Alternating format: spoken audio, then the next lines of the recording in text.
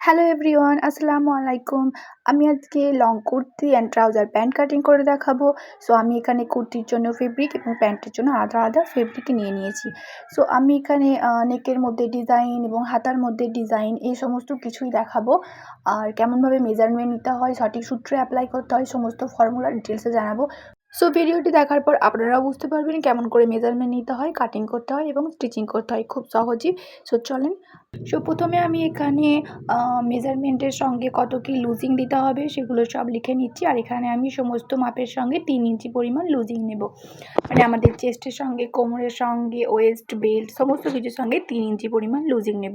আর losing আমাদের সবসময় নেক length অনুসারে নিতে হয়। মানে আমাদের নেক লেন্থ যত ডিপ হবে কিংবা যতটা ডিপ কম হবে সেই অনুসারে আমাদের লুজিং নিতে হয়। তো আমাদের কুর্তির নেক এখানে খুব বেশি ডিপ হবে না, তার জন্য আমি এখানে 3 ইঞ্চি পরিমাণ লুজিং নিয়েছি। আর আমি এখানে দুটো পার্ট একসঙ্গে কাটিং করব, তার জন্য আমি প্রথমে ফেব্রিকটাকে 4টে ভাঁজ করে নেব। আর 4টে ভাঁজ করে নেওয়ার জন্য আমাদের ওই পুরো বডির মধ্যে যেই মেজারমেন্টটা সবথেকে বেশি তার সঙ্গে 3 ইঞ্চি লুজিং যোগ করে তারপর তার সঙ্গে এক্সট্রা 8 ইঞ্চি নেওয়ার পর সেটাকে 4টে ভাঁজ করতে হবে। সো আমার এখানে কোমরের মাপটা সবথেকে বেশি, তার সঙ্গে আমি 3 ইঞ্চি লুজিং যোগ করে তারপর 8 ইঞ্চি এক্সট্রা নিয়ে কাপড়টাকে পুরো 4টে ভাঁজে ভাগ করে নিয়েছি। সো আমি এখানে প্রথমে আমার লেন্থটা চেক করে নিচ্ছি। আমার এখানে লেন্থ 45 ইঞ্চি দরকার, কিন্তু আমার এখানে হচ্ছে না, তার জন্য আমাকে এখানে জয়েন্ট ধরাতে হবে। এরপর আমি প্রথমে এখানে কোমরের মাপটা বের করে নেব। সো কোমরের মাপ আমাদের 20 ইঞ্চিতে হয়। তো আমি এখানে 21 ইঞ্চিতে মার্ক করব, কারণ 1 ইঞ্চি শোল্ডার জয়েন করার সময়তে চলে যাবে। সো এটা 20 ইঞ্চিতে এসে দাঁড়াবে।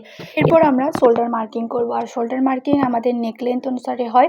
আমাদের নেক লেন্থ যত ডিপ হবে শোল্ডার থেকে তত ইঞ্চি করে মাইনাস দিতে হবে। সো আমাদের এখানে কুর্তির নেক 7 থেকে 8 ইঞ্চি পরিমাণ হবে, তার জন্য আমরা এখানে শোল্ডার থেকে ফুল শোল্ডার থেকে 1 ইঞ্চি মাইনাস করে তারপর শোল্ডার থেকে হাফ করে তারপর এখানে মার্কিং করব। তো আমার এখানে ফুল শোল্ডার 14 ইঞ্চি, 14 থেকে আমি 1 ইঞ্চি মাইনাস করেছি, 13, 13-র হাফ হচ্ছে 6.5। আমি 6.5 ইঞ্চিতে মার্কিং করে নিয়েছি এবং 6.5 ইঞ্চিতে মার্কিং করে নেওয়ার পর এখানে আর্মহোলের যে লাইনটা হয় সেই আর্মহোল লাইনটাতে মার্কিং করে নেব।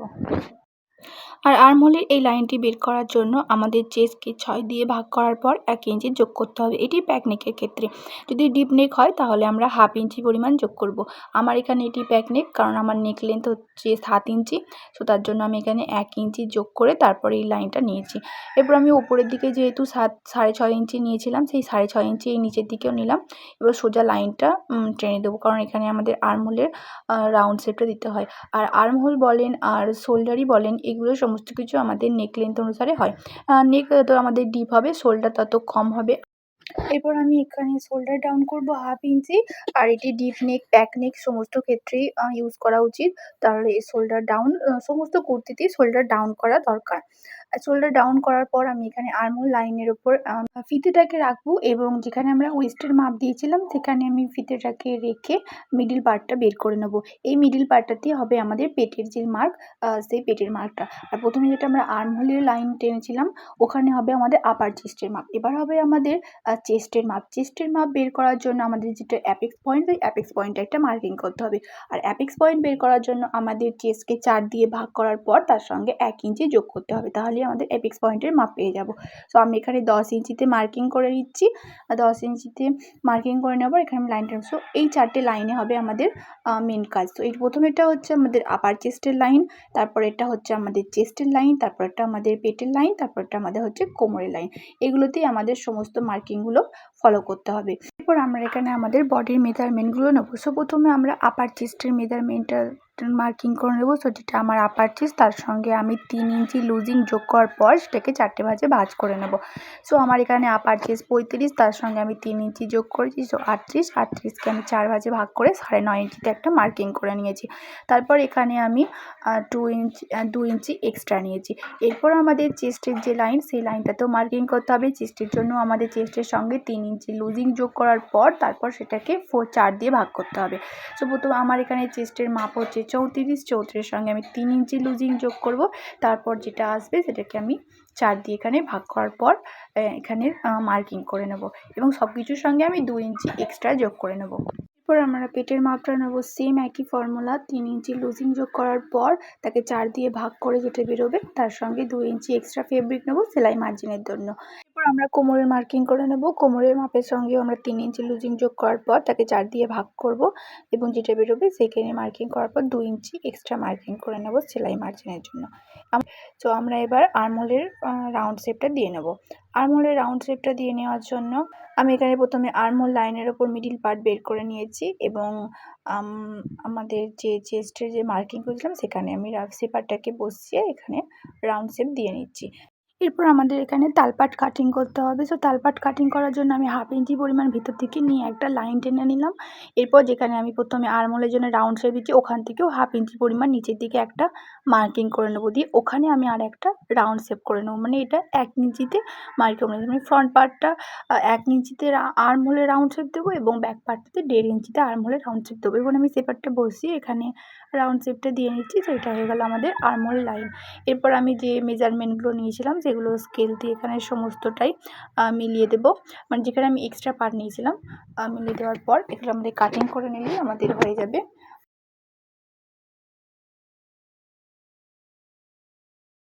সো আমার এখানে সমস্ত লাইন টানা কমপ্লিট। এবার আমরা সেটাকে কাটিং করে নেব। যেমন মেজারমেন্ট করেছি সেরকমই কাটিং করবো। সো এখানে আমি দুটো পার্টে যেহেতু একসঙ্গে কাটিং করছি, সো প্রথমে আমরা ব্যাক পার্টে যে মার্কিং করেছিলাম সেখান দিয়ে কাটিং করে নেওয়ার পর তারপর আমরা দুটো পার্টকে আলাদা করে নিয়ে যে কোনো একটা পার্টকে নিয়ে সেখানে আমাদের আর্মহোলের তাল পার্টটা যেটা হয় আর্মহোলের যেটা রাউন্ড শেপ কাটার জন্য 1 ইঞ্চি 3 ইঞ্চির দিকে মার্কিং করেছিলাম সেখানে আমরা কেটে নেব। এখানে সমস্ত যেখানে মার্কিং করেছিলাম সেখানে ছোটো ছোটো কাট লাগিয়ে দিলাম যাতে আমাদের সেলাই করার সময় আমাদের বুঝতে সুবিধা। আপনারা দেখতেই পেলেন। এবার আমরা স্লিপ কাটিং করব। সো আমরা এবার হাতা কাটিং করার জন্য আমরা এখানে যে আমাদের এক্সট্রা ফেব্রিক ছিল সেই ফেব্রিকটাকে আমি 4 ভাঁজ করে নিয়েছি। 4 ভাঁজ করে নেওয়ার পর আমরা এখানে প্রথমে আমি লেন্থে মার্কিং করে নিলাম। সো লেন্থে মার্কিং করার জন্য আমাদের স্লিপটা যতটা লেন্থ রাখবো তার সঙ্গে আমি 2 ইঞ্চি এক্সট্রা নিয়ে তারপর একটা লেন্থে মার্কিং করে নিয়েছি। এরপর আমি এখানে 3 ইঞ্চি ডাউন করার জন্য 3 ইঞ্চিতে একটি মার্কিং করলাম। এরপর আমরা এখানে আমাদের আর্মহোলের মাপটা নেব। আর্মহোল আমাদের এখানে ছিল 16 হাফ হচ্ছে 8, 8-এর সঙ্গে আমি 2 ইঞ্চি এক্সট্রা যোগ করবো। সো 10 ইঞ্চিতে আমি একটা মার্কিং করব। সো আমি এখানে সোজাভাবে মার্কিং করব না, এটাকে আমি একটুখানি বেঁকিয়ে যেখানে আমি 3 ইঞ্চির একটা মার্ক করেছিলাম লাইন টেনেছিলাম সেই লাইনের উপর বসিয়ে 10 ইঞ্চিতে একটা মার্কিং করে নেব। এরপর আমি হাতার শেপটা দিয়ে নেব। আমি এখানে হাতিয়ে দিচ্ছি। আপনারা চাইলে এক ধরনের হাতার ডিজাইনের স্কেল পাওয়া যায়, সেই স্কেলটা বসিয়েও আপনারা করতে পারেন। সো আমি এখানে হাতের সাহায্যে এখানে মাপটা দিয়ে নিলাম। এরপর আমি এখানে 11 ইঞ্চিতে একটা মার্কিং করব। এই যেহেতু আমার হাতাটা একটুখানি লং হবে তার কারণে আমি এখানে 3টে মার্কিং করছি। সো আমি এখানে 11 ইঞ্চিতে একটা মার্কিং করে নেওয়ার পর এখানেও আমি হাতার মাপটা দিয়ে নেব। সো আমার এখানে হাতার মাপ ছিল 12, তো 12 হাফ হচ্ছে 6, 6-এর সঙ্গে আমি 2 ইঞ্চি এক্সট্রা যোগ করব। যোগ করার পর আমি এখানে 8 ইঞ্চিতে একটা মার্কিং করে নেব।